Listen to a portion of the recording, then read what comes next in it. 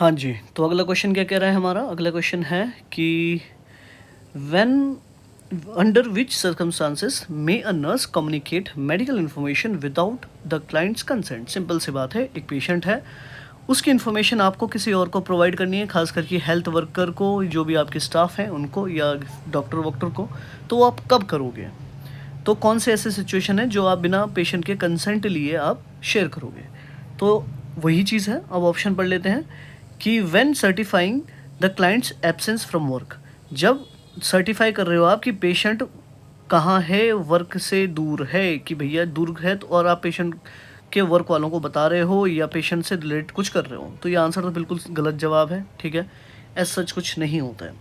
Next, when requested by the clients family, जब कभी भी क्लाइंट्स की फैमिली आपसे रिक्वेस्ट करे, तो कुछ, चाहे वो क्लाइंट्स की फैमिली रिक्वेस्ट करे, फ्रेंड रिक्वेस्ट करे, उसकी वाइफ रिक्वेस्ट करे, कोई भी रिक्वेस्ट करे, आपको इन्फॉर्मेशन शेयर नहीं करनी है, सिंपल सी बात है।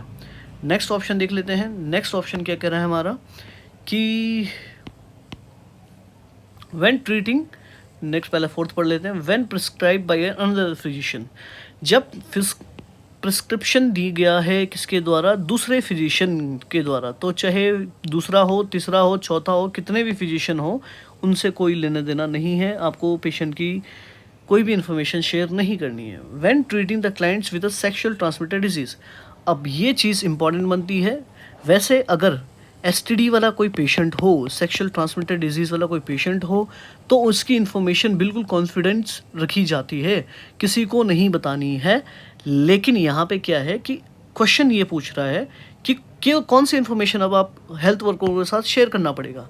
तो जब कभी भी ये वाला पेशेंट हो, एसटीडी वाला पेशेंट कोई होता है, जैसे सपोज करो एचआईवी वाला पेशेंट है, ये किसी और को नहीं बताना है, लेकिन आपको अपने कलीग वलीग को बताना पड़ेगा कि भैया देखो इनको क्या है, एचआईवी है, तो आपको प्रिकॉशनरी मेजर्स लेने पड़ेंगे, ठीक है। तो इसलिए है, कई बार ऐसा हो जाता है कि हम बिना ग्लव पहने कैनुला लगा देते हैं, तो बिना ग्लव लगाए पहने हम अगर कैनुला लगाते हैं, सपोज करो हमारे पास ब्लड आ जाता है और हमारी स्किन कहीं क्रैक हो रखी है, तो चांसेस हो जाएगा, या कोई प्रिक हो जाता है हमें, तो चांसेस हो जाएगा किस चीज़ के, हमें भी एसटीडी होने के, ठीक है। एसटीडी नहीं, और लेकिन ये जो चीज़ें हैं हमें फैल सकती है, ठीक है।